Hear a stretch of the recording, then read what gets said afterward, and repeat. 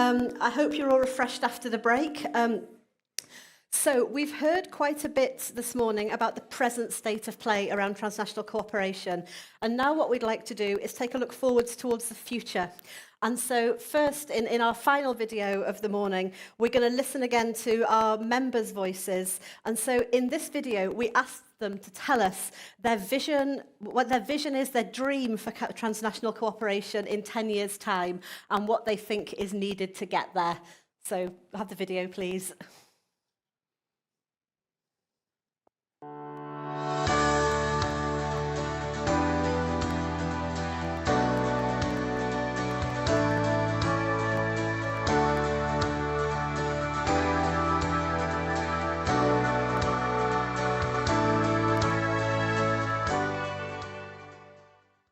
So I think we need to understand that the world is changing at very high speed, and we cannot be anchored in legislation, in legal frameworks from the last century, if we really want to create this international environment where it is easy to. I'm here in Cordoba, I'm teaching people wherever in Europe, or in the world, and my students can also receive this training from the best. Why to teach myself if there's someone that is much better than me in this specific topic? So I can invite him or her for a speech of a couple of hours, and my students have top education. So I would like to have that. I don't know if I will see that or not. Let's hope so. I dream personally for my students to become European students. I like it very much. Their degrees to become European and fully recognized across Europe, so that their mobility and professional opportunities will no longer be constrained by legislative barriers. The future, from my perspective, it's very broad, very flexible, highly motivational for our students, and based on trust in partnerships, which are divided between our alliances, future European universities, but also trust based on recognition, diploma, certification, and learning experience. In UT+, we hope, we dream that we will have a European structure, that we will be able to offer to our students European diplomas, giving them the possibility to have classes one semester in one country and another semester in another one, without that impacting any of their credits or classes, etc. We wish to have common strategies and pool of expertise, which we can offer to industry, whether they are, let's say, in Latvia or in France or in Spain, and we are in Cyprus, to have this total connection between our 8 countries. And of course, we want to create a deep collaboration on a research level with other institutions as well. And if we speak about countries which are outside of Europe, we would like to have to create some hubs of CUT in the US and Asia, which would create, which allow us to create joint bachelor and master degrees, in order to suggest to our students to have this connection also with countries outside of Europe. So on a national level, we would need to clear all the legal obstacles that exist today for public universities to offer English and other languages degrees, because for now we are only allowed to offer degrees in Greek as public universities. And for Europe, I would say to continue pushing for the sustainability policies and all these policies which include social responsibility. Personally, I think from a sustainability perspective, it would be great to have more virtual opportunities for our staff and students, more virtual opportunities for them to engage with peers internationally. And I know that we were forced into working this way through the COVID-19 pandemic. Lots of good as well as bad lessons were learned. And I know that at my university at that time, Many colleagues were motivated by the idea of developing some forms of virtual exchange and COIL projects. They could really see the wider benefits of those sorts of projects. We are working in internationalization, but the world is confronted with multiple challenges. I would say that what we want to see is three main things, and these are basically peace, trust, and courage. These three elements are instrumental to carry on with what we are doing and to see that we are capable of realizing our dreams. Every challenge that we are currently being faced with has to be considered from a global perspective. So in order to solve them, we need international cooperation. And we as institutions need to be able to come up with, to contribute to solutions through international cooperation, both in research and innovation, but also in education, by providing our alumni with the skills to look at things, to look at these challenges from an international or multicultural perspective and make them able to act upon it. So I absolutely hope that Europe and the European Union can continue in that way to act as a role model for transnational cooperation. I need to believe that there will be peace in Europe, and that all European countries can be kind of equal partners in academic collaboration. One thing that we need is peace in the world and respect for human rights for all. And we need open science and open borders. We need rule of law and common decency from all of those who wish to and need to collaborate. So in a way, we need all of these good things in universities and in our countries. That's such a simple list, but mankind just appears to be a slow learner. We need strong diplomacy and we need strong science diplomacy. To somehow find a path for peace again, and I do need to believe in that. We need national and European policy reforms. We need improved national funding for higher education, and overall, we need long-term funding to achieve our goals. What I would like to say at the end is transnational collaboration is vital not only for small countries in the North Atlantic like Iceland, but for the whole world. We are facing grand challenges and we need to join forces. So I think that to make some of these visions into reality, we really need to join forces. And that doesn't just mean join forces within Europe, it also means join forces with our partners beyond Europe. And so the topic of our last panel for today is going to be on exactly that. It's going to be on future prospects and the international outlook.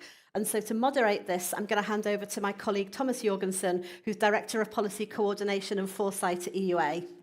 Thomas.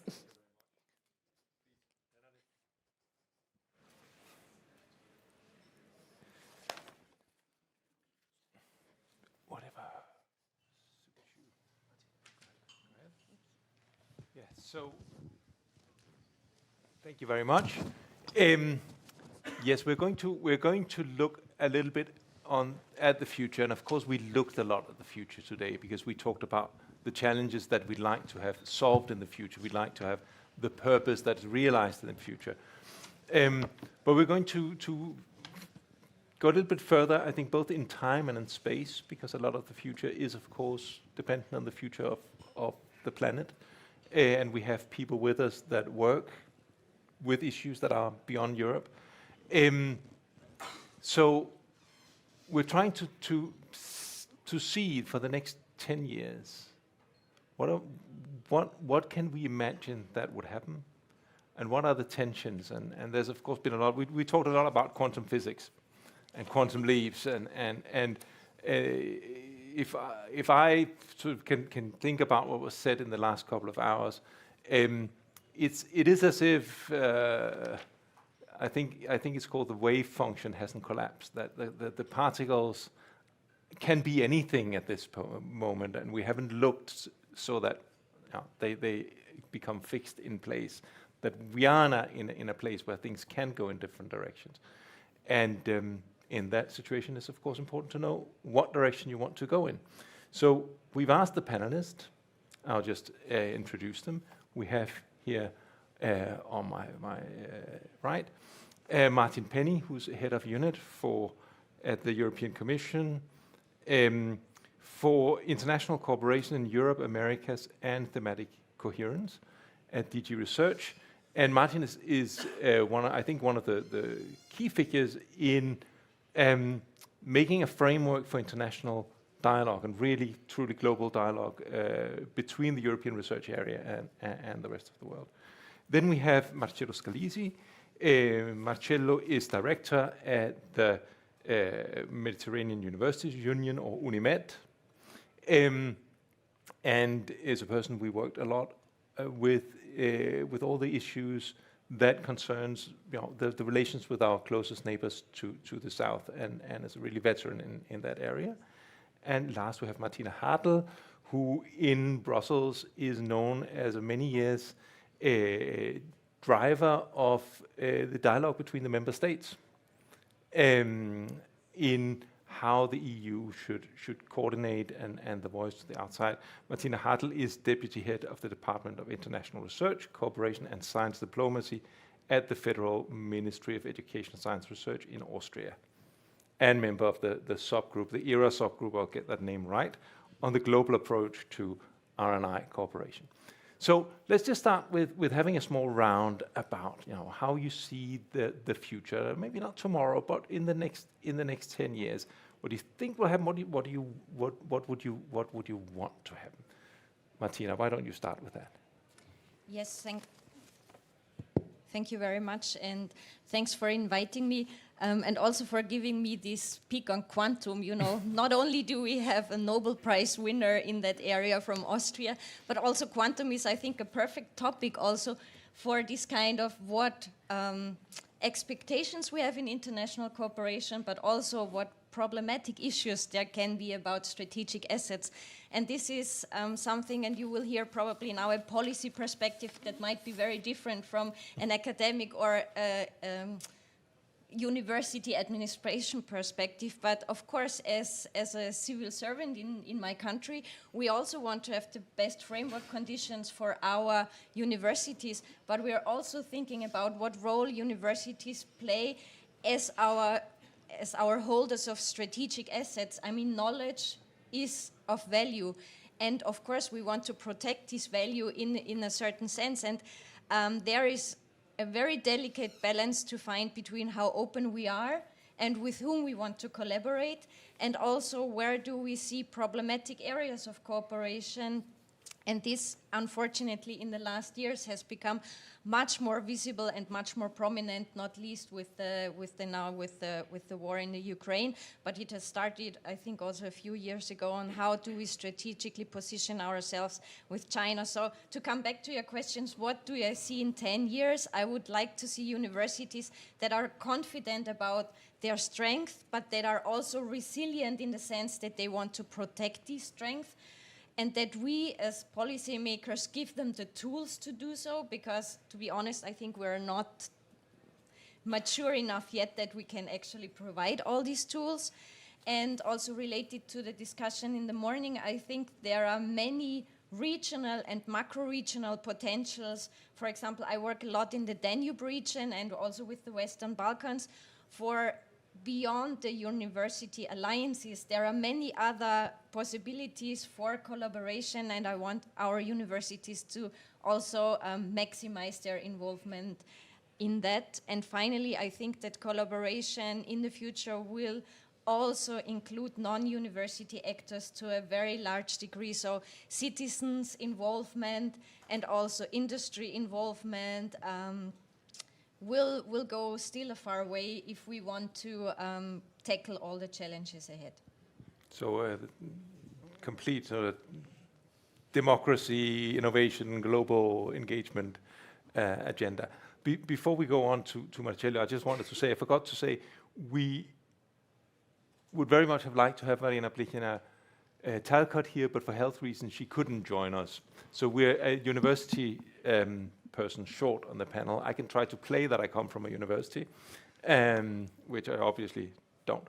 But that's the reason why we have one more person on the slide than on the panel. Marcello, your dream. Yeah, thank you very much, first of all, for the invitation, for the opportunity. And also, let me say that I'm in some way also outside of this scheme because I represent a network of universities coming from the Euro-Mediterranean region, 24 countries, all the southern Mediterranean countries, plus some Mediterranean European countries working together to improve Euro-Mediterranean cooperation. And before to say something about the next 10 years, look at it for our region in particular, at the past 10 years. In 2011, we have some hope about some of our southern Mediterranean countries with the so-called Arab Spring, Tunisia, Syria, Libya, Yemen. And now, after 10 years, plus 10 years, 12 years more or less, we are in a very critical situation with all these countries. And this is the reason why I think that the international cooperation, universities, international cooperation is more important than before. We did a lot of capacity building activity, but now we are talking about, for the future, the democratization of the knowledge, democratization of our universities in the region. We are discussing about many interesting things, but in our region, in South Mediterranean countries, we are still facing a big challenge in terms of lack of autonomy, which remain. I'm not talking only about academic freedom and so on, but the government play, I'm sorry for that, because it's totally diverse than your perspective, but the government play still an important role, probably more than before, in particular to control youth movement and students' organization. And this is the reason why I think that for the future we have to, I don't know how is the future, obviously, the next 10 years, but what we can do is to improve students' participation in academic life, to try to attract our universities from southern Mediterranean countries, as we discussed with the Barcelona process in 1995, as partner. And I think that the European University Alliances should move, and this could be part of my contribution after, should move also looking at international cooperation. Yes, it's interesting. You bring sort of a civil society perspective in as well. So, Martin, from where you sit, what is the dream? Well, thank you very much, Thomas, and thank you to the EUA for inviting me to be part of this panel this morning. I think, I'll contextualize my answer in terms of research and innovation, which is the background that I come from, and with two messages. The first one very simplistic, and the second one a little bit more looking to the future. But the simplistic one is, of course, university collaboration is the cornerstone of the way in which research and innovation works within Europe. It's the cornerstone of the framework programs which we've had over many years. So my simplistic message is we need to make sure that this can continue. It may sound early for a plea for the budget for the 10th framework program, but I think, organizations like the European University Association, all of the stakeholders here are aware of the importance of ensuring that is well funded, and the direction for that is already starting now. So, the message is out to all of you that we need to make sure that we have a good budget for the 10th framework program. But the second part, which I'd want to say in terms of my vision for the future, as you're aware, in May of last year, the Commission produced a communication called the Global Approach for Research and Innovation. And that underlines the importance of openness, which was a discussion, a point which came out a lot this morning in the earlier sessions, the need for programs and policies to be as open as possible and as closed as necessary. And that is very much the approach of the European Commission, that our policy and our programs stay as open as much as possible so we can do what all of you know in the audience, bringing together the best minds, the best ideas, the best infrastructures, the best resources, is the best way of solving the global challenges that we have. But we need to be realistic, and that openness needs to be balanced with the need to work on a level playing field based on mutual respect for fundamental principles and values. And Thomas talked about this in his opening remarks. This is something which we are working on actively within the European Commission. So my vision of where I'd like to see transnational university cooperation in 10 years' time is I'd like to imagine a form of kind of safe space where researchers can work together, knowing that they're doing so with their partners on a simple and the same understanding of the principles and values which underpin research and innovation cooperations. We've talked about academic freedom this morning, open science, gender equality and inclusiveness, all of these different types of values and principles. There is a simple and understanding, so researchers can just get on with doing their research and don't have to worry about other factors or other political things which are influencing it. And this is something which we've started in the Commission with launching a dialogue with member states, with the countries which are associated to the European Union, with our major international partners, to look at these values and principles, to understand what we mean by them, understand there may be differences in how we define them, but actually our applications may be quite similar. And where there are differences, to understand why there are differences and how we can resolve those. And that's something which we've started in that respect. And some things can be quite simple.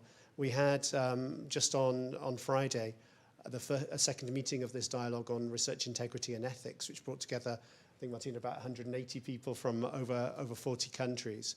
And the words of research integrity in Europe, we mean much more about looking at integrity from a misconduct point of view, making sure that the way in which research is done is according to certain rules. If you talk to our colleagues in the United States, they look about research integrity as meaning the integrity of the system and looking at it in terms of foreign interference. And so having an open discussion what we mean on these dialogues and on these different principles, I think, is really important. So I hope my vision for 10 years' time is that we can get some kind of resolution and understanding on these values and principles and create this safe space to allow for increased inter-university collaboration. And just to go from particle physics to social science, so you have almost this space for communicative action where we sort of sort out what we actually mean and where we agree and don't agree. But still, I mean, there is maybe an inherent conflict in the idea that you create a safe space, either a safe space that is, I don't know, somehow disentangled from the conflictual space of global relations. And at the same time, Martina, you said that knowledge is a strategic asset in that space of global relations. So what is maybe I could ask, maybe also you, do you see a limit to the safe space in terms of, having strategic assets?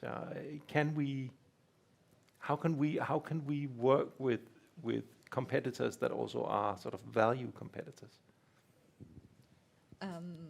Well, of course, from a policy perspective, we would say yes, there is a limit, and especially when we also talk about our, strategic assets and also about our independency when it comes from industry. So how do we, I don't know, from chips to whatever. So we try to be more independent also from other global regions. But on the other hand, knowledge is something that transfers, whether you like it or not, it's something that transfers. So, and on the other hand, I also see a danger that we are now getting too restrictive. I think inherently international cooperation is something positive, and it should stay also positive. And sometimes I'm a little bit more worried that we are alienating our friends. For example, I'm really worried about why we are not moving ahead with associations of UK and Switzerland, which are actually, you can't argue that they don't have the same values. I mean, they for decades have been with us. And in this geopolitical situation, we should actually have our friends with us and not trying to create barriers for political reasons, which I understand coming from a bureaucracy, but from a pure Ministry of Science perspective, of course, for us this is really endangering the European project and also our global standing and attractiveness as Europe for collaboration. So I think that's the tension we have. Yeah, and we couldn't agree more with our Swiss and our British members. But it does speak to this regional role of Europe. So where we sort of I think Martin, you mentioned it in the break that these association agreements to various programs sort of builds a bridge before that maybe is even the first bridge before you get into much more in-depth cooperation. Before you begin to talk about single market access and things like this, you can always throw the bridge of an association, and you don't, of course, have to comment on the Commission's idea that with Switzerland that you would need to have single market access and association at the same time. But both you and also you, Marcello, how do you see that in this neighborhood aspect, the aspect that you can throw the bridge, use European policies to throw a bridge to our neighbors? What is that? Maybe you want to start with that. Before the European Commission is interesting.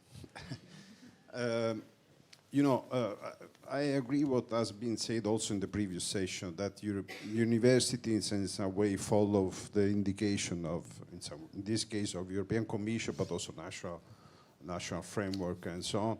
And look at, for instance, the tradition of cooperation with South Mediterranean. We are used to work with the instruments of European Commission in the framework of the neighborhood policy. And the importance of the neighborhood policy was extremely relevant. But I see some changes, obviously. Now there is obviously an important priority for all of us, which is cooperating with Africa. And that is extremely important. And Southern Mediterranean University could be in some way also the gateway for cooperation with Africa. But again, looking at all these policies, unfortunately, I don't see the autonomous of European universities to look at the region and to look outside the region. And the European University Alliances in some way are improving this dialogue inside Europe and probably not reaching enough the dialogue with other actors, and in particular to our neighbor. If you look at the critical situation of some of the Arab countries, as I mentioned before, is reasonable in some way. Who is interested to have an international credit mobility with Libya or with Yemen or with Syria is very difficult. Is understanding this. But at the same time, if European universities don't have the responsibility, the social responsibility to manage such difficult relationship, how we can proceed in looking at internationalization and looking at the role of European Union and the value of European Union in front of our neighborhood. I think again that European alliances should have an international dimension, should talk with, obviously I look at my region, to our neighborhood as partner, and why not to open the door for some type of collaboration. Thanks. Well, Thomas, you put me on the spot there when it comes to do with the association of Switzerland and the UK. I think you all know the political situation there, and I think you can all hear from my accent that perhaps I have a difficult situation in terms of saying anything in addition to that. So I'll leave the UK and Switzerland to one side if you allow me. But I think you're right in terms of association policy. It has been a way of ensuring that you can bring into the fold all of the countries in the European neighbourhood, and I think it's been very effective in that respect. And I think the fact that you see the increased participation of the countries which have joined through association on year is showing how this works. And I think you've also seen that the Commission wants to take this further in Horizon Europe, and seeing that this is a good way of bringing in countries with who are like-minded, similar principles and values, perhaps from outside of Europe as well, to see how that can also increase the collaboration with European universities, European stakeholders, European research entities.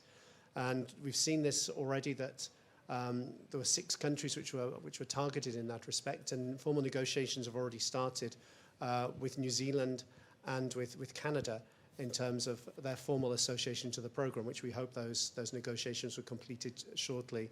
and all of you in the room, when you're looking to develop your alliances amongst universities, could maybe bring in a New Zealand and a Canadian partner into a framework program project as if they were a partner from Latvia or from France.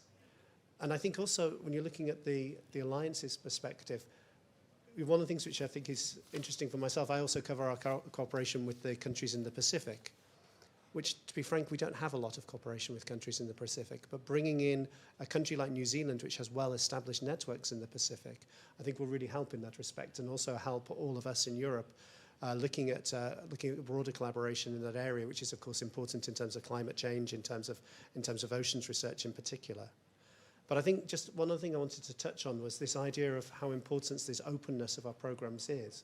I was really interested to read in the report which came out this summer from the Office of Science and Technology Policy in the US, the White House office of that, Office of Science and Technology, where they talked about the fact that the United States needs to reflect more on long-term and flexible approaches for international cooperation and alliances, and gave this openness of the framework program as an example, and talked about perhaps they need to model that as a way for the future in the United States.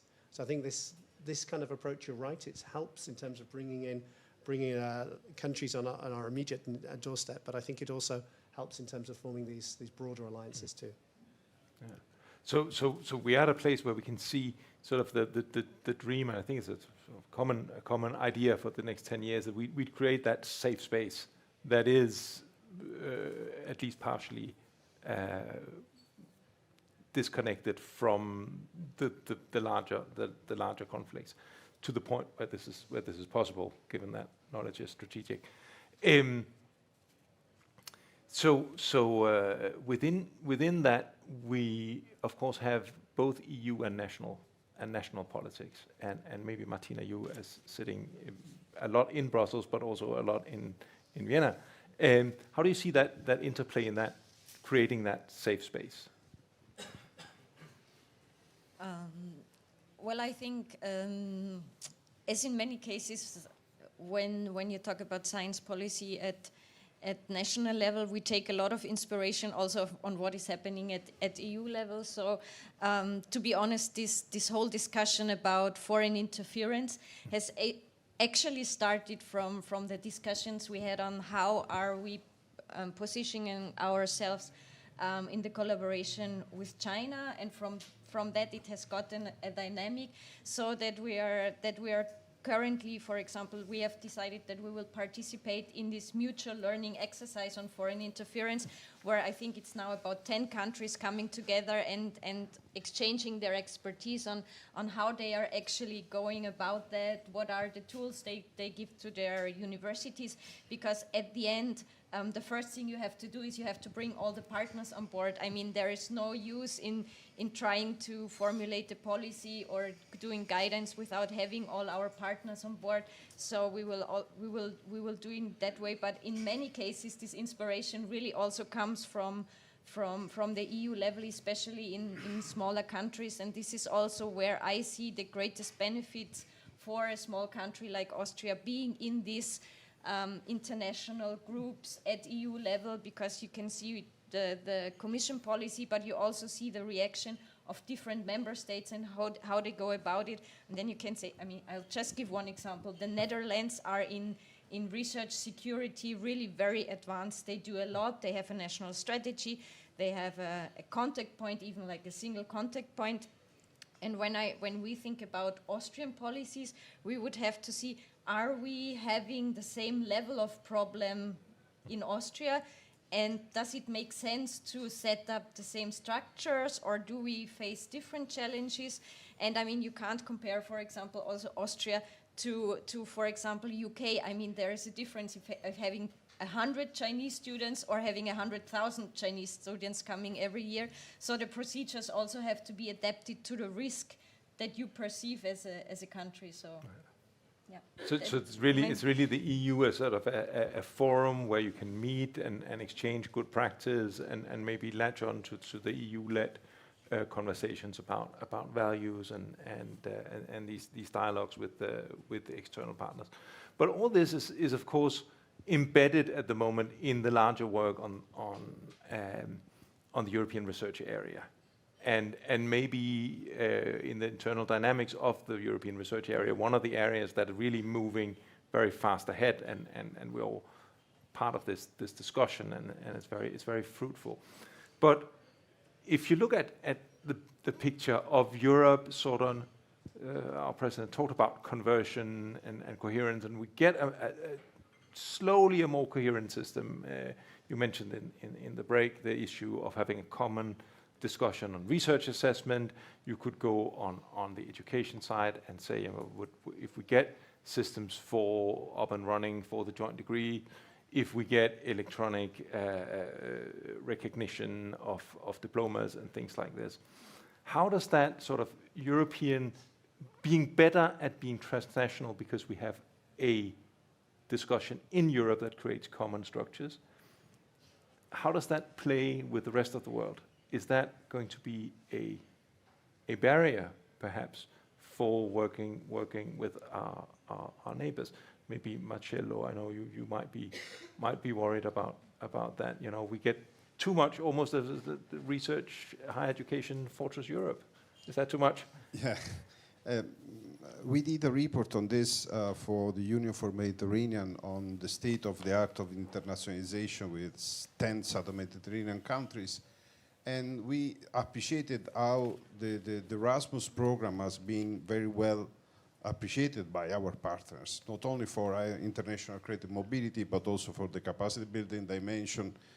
But this program, in the perspective of our partners, remain a sort of initiative of a donor. We are not still in the phase that we cooperate to create, I don't want to say an harmonization, but to create, and not a common space of higher education, which is obviously impossible looking at the Arab world, but at least a space of dialogue and cooperation among higher education systems and so on. There is still a big difficulties to attract those universities, to attract those systems, to push for the autonomy, which remain a big challenge, as I said. And they just look at this cooperation as an opportunity to improve quality of our education system, generally speaking. There is still a big barrier with looking at the European university system, but at the same time, there is a huge interest to cooperate with European universities. Unfortunately, as I was saying during the coffee break, now the Mediterranean region is not the most important priority. Remain a priority for the Commission, of course, for the neighborhood policy and so on, but the university cooperation is facing a reduction of budget and so on for other priorities and so on. Africa, again, is an important issue, but I think that we are doing the same approach. We are looking at this opportunity as a donor institution. The university are following this path.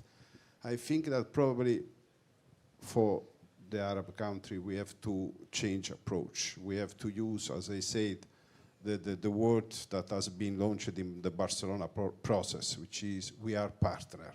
We are obliged in some way to work together. If we look at the crisis that the southern Mediterranean countries are facing, the youth unemployability rate,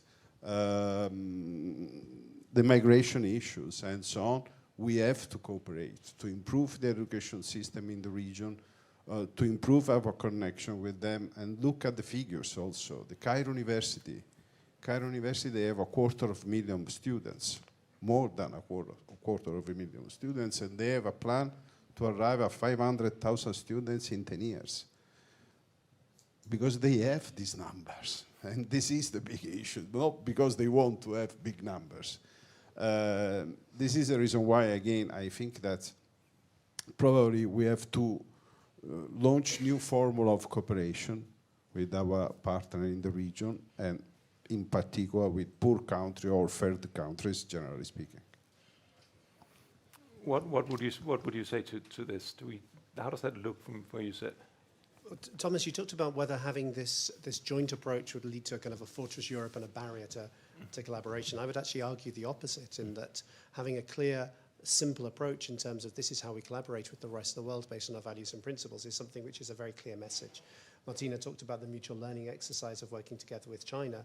And I think then showing that we have a single policy in working with China, you know, within the framework program you've seen from the calls which were issued last week, that we have now put a very clear statement that our cooperation with China is really focused on flagships where there are of mutual interest, particularly looking at biodiversity and climate change, and also looking at cooperation and collaboration which is at lower technology readiness levels. So, for example, in the calls which will be issued in 23 and 24, those which are pure innovation actions, Chinese legal entities not eligible to participate. And I think that's a very clear statement and something which is very much put forward and supported by the member states as well. So I think that's, I really don't have more to add on that, because I think Martina has expressed this well in terms of what's happening with the mutual learning exercise. I would say one thing which is interesting in that is that the United States is very much interested in learning more about this mutual learning exercise that we're doing in place, and I think there'll be an opportunity where they'll come and speak to the member states that are involved as part of that mutual learning exercise, so they can share best practices and understanding as well. But Martina, you mentioned things like research assessment and how that fits with the European approach, with a global approach. Yeah, this was actually my second head, so to say, because I'm also the Austrian delegate for the Marie Curie program, and of course the Marie Curie program is essentially about career development. So any change in a fundamental change in an assessment system about researchers and research organizations in Europe has an international impact, because if our young researchers or also our established researchers also want to make a career outside Europe, these assessment systems has to be somehow either aligned or at least accepted by our international partners, and this is something I think we still have to work on a lot. And still, I mean, in Europe this system is still under development, and we can see that it is also challenged still by some. So yeah. This is for the next decades. But I suppose that the half empty or half full of this is we are still developing it, and we have an excellent dialogue with our partners also about these things. And the half empty is if we move too fast and not in synchronization with our international partners, this will actually make things difficult. And I would say from my side, I could see that also for education. I could see that also very in without going into details, very concrete things where you say here is EU initiatives that are really good for coherence in Europe, but there needs to be attention so that we actually have the whole European higher education area at least plus neighbors into it. So before I open the floor for question, I asked you to look at one wish or one message you'd send to universities, but now we're here in a university-free panel, so you can speak to universities. One wish for universities, and you already said a little bit of it, but you can think a little bit more, and I'll just start with Martin. I think you've seen mine. Mine is this wish for this safe space. I think this is something which is desperately needed. I think researchers have too much on their plates already, where they have to think about who they collaborate with, what positions to put in place. They're constantly looking for different funding. So actually having to think about all of these factors which underpin research at the same time, and whether partners can be trusted, is things where we as policymakers need to put in place a framework where they don't have that to think of at the same time. So my wish is this safe space, and I'd be really interested to know more what people think in this respect from the audience. Marcello. My wish is to contribute to a sort of Mediterranean generation of youth, able to understand our differences and to use these differences as richness, not as an obstacle. And I think that to achieve this, that the only word that I can use is partnership. Again, we have just to work together, and that's it. And if in case to do through partnership, through projects, through research and so on, to try to democratize knowledge and to try to reform the education system as a tool to reform the country where we are working, obviously. Martina. Yeah, actually, it's fully in line with also what both of you have said. I think that the most important thing for international collaboration should still be the thrive for excellence and knowledge transfer, and not our political issues, even if they are really important. And we think about our strategic knowledge. I think the creativity and the strive for new knowledge should be the main thing about international collaboration. All the others should be only a background sound for the researchers, where we should provide tools, but they should really focus on their excellent collaborations. That sounds great. No, but I think we have a very positive view for the future. Before I open for the floor, there's 10 years we have a safe space that works for democratization, where we promote excellence and knowledge, and we have a close international dialogue. I think that sounds like I'm looking forward to the next 10 years. But for the last about 10 minutes, we have time for questions from the floor, questions and comments. That's already the first one. The microphone will come to you, because then people online can hear you as well. Just a moment. It's there. No, yeah.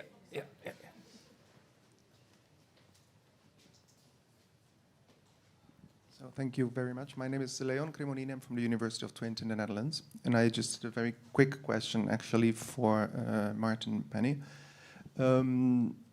Because I just wanted still some clarification about this concept of the safe space, which I would kind of challenge. Because you mentioned in your introduction safe space as same values. You gave, I think, the example of gender inclusiveness as well, or these kind of things. And it was also mentioned by Thomas about this idea of the fortress then. So my question would still be, I mean, for me it remains unanswered, to what extent this safe space actually will become a kind of self-referential space, where actually that for me would have negative connotations on the promotion of excellence, and also would exclude maybe parts of the world or regimes, whatever. Think of South Africa during the apartheid, where they would be being completely excluded, and they would then also not be able, even the researchers in these regimes. So I am personally critical about the concept of safe space in this sense. So what would be the framework conditions that you're mentioning there?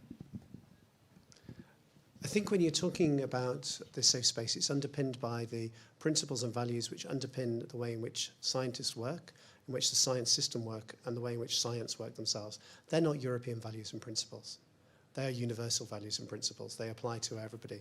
And I think it was something, if you look at the, look at the reports from the International Science Council, they really emphasize the fact that these principles and values are not owned by any region, any country. They are universal ones. And that's what we mean by the safe space, that yes, we will have differences in terms of how they're applied, and there could be some more stark differences in particular areas of them. That's very true. But it's only through dialogue and understanding where each of us come from that we'll understand how they are applied. It may be through soft law, through hard law, through best practices in different countries. But having this understanding of what they mean is something which is really important. And this dialogue we've established really looks at, first of all, definitions. What do we mean by this? So that we can try and understand each other. And yes, there will be differences. And like I said, where are the differences? Look to see how we can overcome those so that we can work together, even though there may be differences in terms of application, which may come, as you highlighted, because of different legal systems or different political ideologies within countries. But that doesn't mean to say that these are not values of the way in which science and the science system and scientists work. And I think if we take it from that approach, and maybe you're right, maybe it is idealistic, maybe it is a little naive. I think it's one of the first times the Commission has really launched itself into an experiment where we don't know where we're going. And I can be honest in saying that, we don't know where we're going, but we think it's a discussion which needs to be had. Because if we are, and it's again interesting, Sir Peter Gluckman of the president of the International Science Council actually said that somebody needed to take the lead so we can have an open discussion. Because often these principles and values are discussed with groups of countries who are already very like-minded. And so they will naturally agree. If you bring in countries that maybe have different points of views, that will challenge them and increase our thinking and our ways of working together better. So I like your challenge. I understand it because it's one of the things we're confronted with in terms of where we're going. But I think it's a conversation which needs to be had. Great. I just wanted to put Marcello a bit on the spot here, because you talk about this as well, with your partnerships and your capacity building. So how do we avoid having a sort of a a Western self-referential European view and walk into the world with that? Yeah, this is our daily challenge because it's very difficult, in particular once you move on activity where the ministry has to play a role and they have to say something, they have to approve or to adopt something that you are. But depends by the topic and depends by the approach. We know that in some countries, obviously, we can't disturb too much the government and we have to have a sort of soft approach. For instance, talking about refugees, we did a lot of projects in Middle East, how to include refugees, but in a country like Lebanon, the word refugees doesn't exist. They are not recognized as refugees. At the same time, you have to also to understand the impact of 1 million of refugees in a country of 2 million people. It's difficult, obviously. You have to manage it carefully also because as network, we are independent network, we belong to our members, but members at the same time belong to their own ministry, obviously in a different perspective than the Austrian perspective. And this means that we have day per day manage this issue very carefully. I totally agree with your question, with your doubt about the challenge about the safe space in countries where there is no safe space for researchers and so on. But we have to, in some way, to work with them, to manage this issue. Otherwise, we move in other countries where we think that we can work easily without any problems and so on. We are, as I said before, we are obliged to work with our neighborhood for the challenges that they are facing and for the potential challenges that we could face. Great. Livio. This is a fascinating discussion. Thank you so much. What is also fascinating is to observe that when we discuss about the future of university cooperation, of course we have to mention, you mentioned research and education, but we tend to put the focus almost exclusively at some point on research. We talk research. There was mention about education as well, Erasmus and other things, but where are the students and where is student learning in all this? And of course, the explanation for this phenomenon has to do with the fact that the Commission, the European Union, doesn't have a mandate in education. There is subsidiarity, so we talk about research. But the primary function of universities is learning, students learning. That's why we exist. If it was not for students and their learning, we would be research institutes, and it would be okay to talk only about research. And that's what I think we know even probably less about what is the future of university cooperation in the next 10 years in education. Of course, we had a very research-oriented panel here, but I don't know if somebody wants to say something about that immediately. Marcello. But from my perspective, as I said also before, mobility remain, obviously as a network perspective, mobility should be improved and also to create the condition for mobility. In the last program, in Erasmus Plus ICM, the mobility scheme for Southern Mediterranean was very rich, but very unbalanced, unfortunately. I think that we have to, with this new formula of the Erasmus program, I think that mobility will be improved, hopefully in a very balanced way. But I invite you as a representative of European universities also to invite your students to go in the South. I mean, not only the Southern Mediterranean, the global South. Because this is an experience extremely important. We created the European citizenship through the Erasmus program, in some way, we could say that. Erasmus families, Erasmus babies. I add obviously always Erasmus divorce, because it's life, okay? It's life. It's our European dimension, but we have to create the same condition with our neighbor in particular, and invite our students to go to the South, enrich their portfolio, probably not in academic terms, but in cultural and political and activist terms. And I think that students, as you said, obviously remain the most important activity of our daily job. And we have also to change a little perspective on this. We organized the first Mediterranean Student Summit in close collaboration with the ESN, with the idea to invite students to discuss about the university that they want. Students from both sides of the Mediterranean working together and discussing and so on. Was an amazing experience, but also we have to think that also students from the south, they could be worried to come to Europe because they could be also attacked for their religious issues and so on, or isolated. And they think this, independent if they are, but they think this. And I think that we have to change perspective on students' participation in academic life and to invite our students to have an international perspective. When I say international, I mean outside of the European dimension. Yeah. Okay, we have one more question there in the back. Middle back.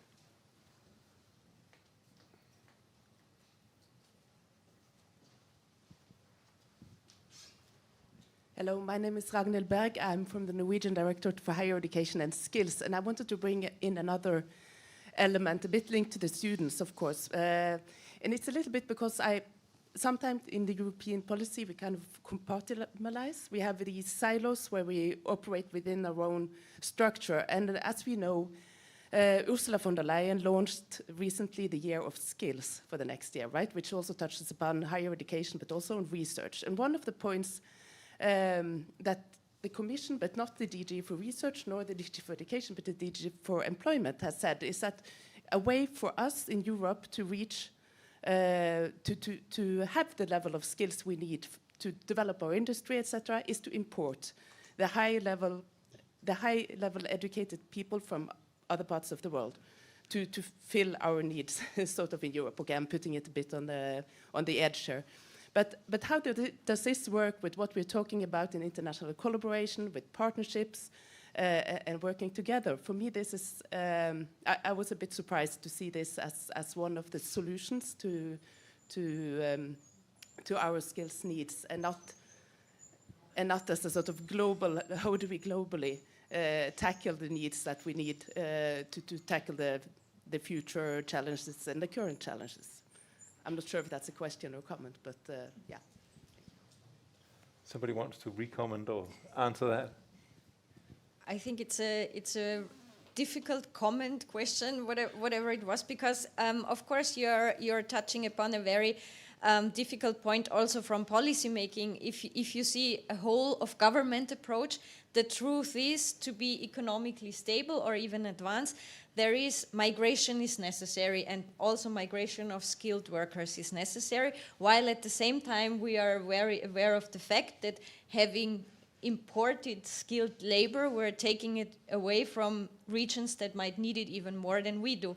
So I think this is a constant challenge that we have to face, and that we are working on. And I think luckily there are also programs at EU level that make it possible that once you have or you work and you study or you research in the EU, that you go back and transfer that knowledge.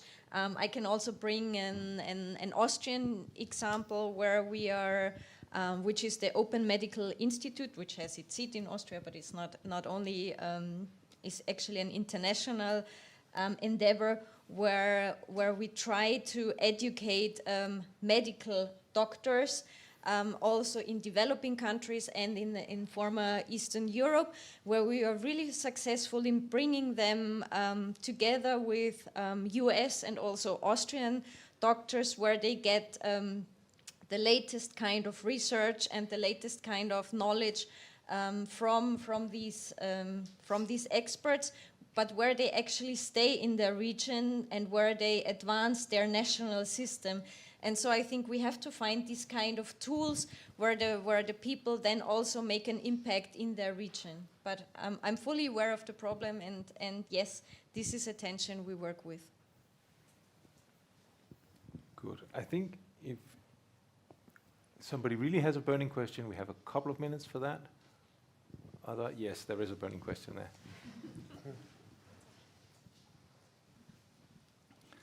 Hello, good morning. My name is Arnim Heinemann. I'm from the University of Bayreuth in Germany, but I also happen to be the president of S-Group, Universities in Europe, a network that most of you might know.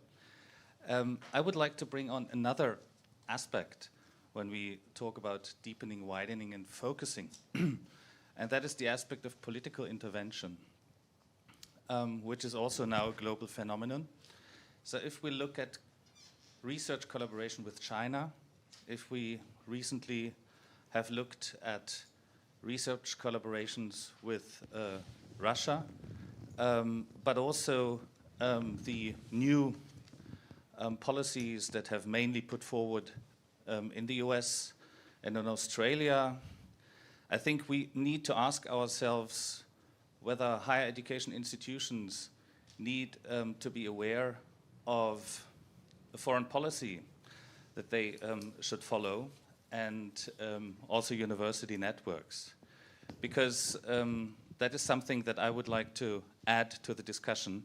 It's a very important point, because when the war in Ukraine started, there was a movement, and now I'm citing a German example, where not only all institutional collaboration with Russian higher education institutions should be frozen, but also the contact to individual researchers, which then, with the strong advocate voices of the German Academic Exchange Service and the German Rectors Conference and many universities, we somehow changed towards still working with individuals and trying to support them, to keep the door open for them, but of course freezing funding programs. So I'm interested what your take is on this political, more difficult argument, also to keep the door open to collaborate with excellence in research in China, on the other hand to keep an eye on Confucius Institutes as places where also espionage might happen. So it's an ambivalent and very important question for the future, I think, and it should be part of the discussion. Thanks. Maybe that's just to end it, opportunity to talk about the risk management and risk-based approach that the Commission has put out, because I think that actually has a lot of the answers to this. No, indeed. Maybe if I can just touch on Russia to start off with, and then I'll talk about the toolkit on foreign interference, because I think you're right. We are in a very new situation with the Russian invasion of Ukraine, and it's something where the President of the Commission and the Research and Innovation and Education Commissioner, Commissioner Gabriel, made a really strong statement in that respect to ensure that we had clarity in our policy. And you've seen that for the first time ever in research and innovation policy, research has actually been part of the sanctions policy. It's the first time it's in the 5th round of sanctions from the 8th of April. But there, the approach is that to stop collaboration with Russian public institutions. And our Commissioner has been very clear that this should not stop collaboration at individual level. And so you've seen from the way in which we work in the framework program that, for example, the Maria Skłodowska-Curie actions that remain fully open to Russian researchers, providing they're not working in a Russian public institution. Similarly for the European Research Council grants, similarly for if you're taking on a Russian national as a member of a team, as a postdoc or as a PhD student or whatever kind of role, there are no restrictions in that respect. And I think, this is something which has also been discussed you've seen it in the discussions at G7 level, where they talk about the need to open up to individuals, both individuals that are maybe in disagreement with the regime or leaving the regime, but also those that are still remaining in Russia, so that we keep this dialogue open. So we are in this unusual situation where we've used for the very first time in research innovation formal sanctions.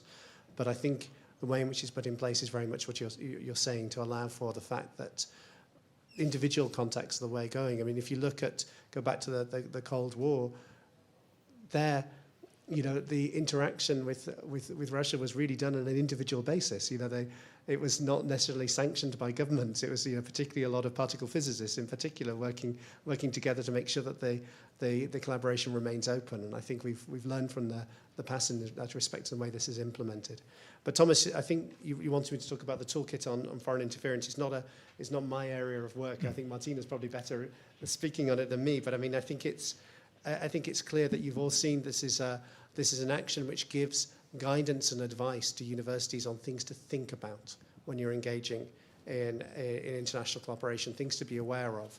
And I think you're right, it's something which is happening all over the world. You've seen similar documents come out from Australia, from the US. You've seen the reports which the OECD produced in the summer of this year on research integrity, which all go in the same way in terms of providing guidance and advice. And I think it is good guidance and advice. We probably need to make it more practical. We need to make it more day-to-day and realistic so that people can actually see what does this mean for me. And I think this is the work which is ongoing, which Martina talked about in terms of the mutual learning exercise, which working with member states so that we can actually have a clear and simple approach, which is like a one-stop shop to go to in terms of how foreign interference needs to be considered. Thank you. Thomas, can I take yes, half a minute to give one other perspective? I just wanted to say that this is also the new reality for science diplomacy.